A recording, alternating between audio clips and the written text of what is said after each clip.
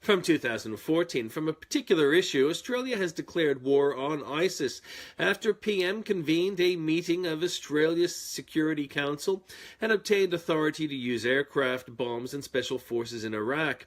It is said the first casualty of war is truth, and immediately the ALP claimed to support the effort, and Greens opposed it. There's nothing wrong with either sentiment, except neither ALP nor Greens are honest about their representation of what war means. Greens are claiming there is no assurance that civilians won't be casualties, and ALP are littered with members who are green. ALP have created a machinery by which words are restricted in Australia. Words are the medium by which ideas are spread. They are restricted only by those who threaten free democracy. ALP have provided 18C, which has operated to limit criticism, but not outrageous racist attacks, so that Jews have been targeted for vitriol and abuse, and none have been persecuted. But Andrew Bolt has been convicted of a technicality. Liberal Dean Smith is right to promote free speech by suggesting alteration or repeal of the Act. No ALP member of Parliament has. Mr. Abbott had shelved the change because ALP and Greens opposed change. The guardians of 18C is the Human Rights Council of Australia, which have transgressed a number of times on substantial issues.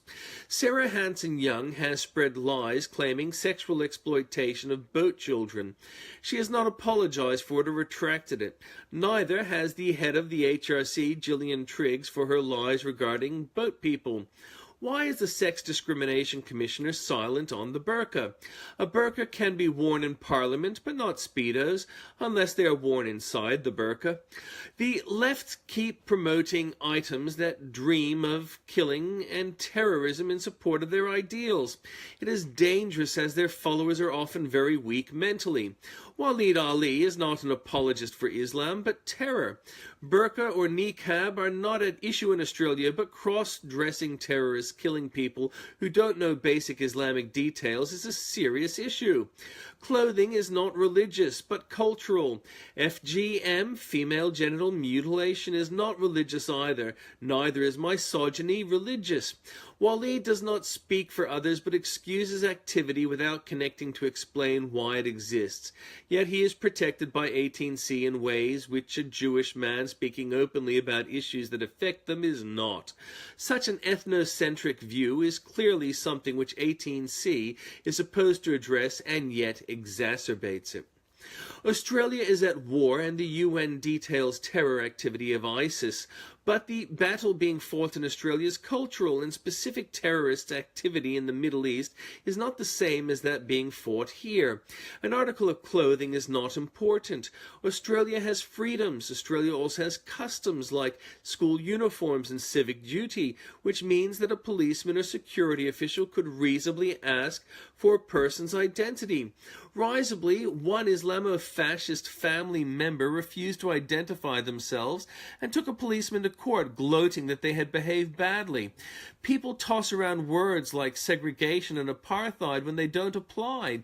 Security arrangements, particularly to some places like a parliament, are reasonable in a time of heightened terror alert or war, whereas peacetime apartheid is abhorrent, as South Africa showed before fragmenting. Mixed issues. Have Palmer's senators dropped him in it? He pushed for an attack on Campbell Newman, but the inquiry looks like being redirected to investigate Palmer. McGowan looks to have criminally negotiated supporters to steal votes and should face jail time if it is proven. Tourism danger, the killing of a couple in Thailand. David and Hannah were enjoying a holiday before they were apparently killed by a Myanmar couple of friends who were strangers to David and Hannah but who frequented the same bar that evening. Aggravating the investigation was the insensitive, stupid comments by the illegitimate Thai Prime Minister who criticized Hannah's bikini. CFMEU Secretary caught lying to the Royal Commission attempting to shield mate. Gillard had been given a mandate in 2007 to roll back work choices, but not to approve workplace corruption.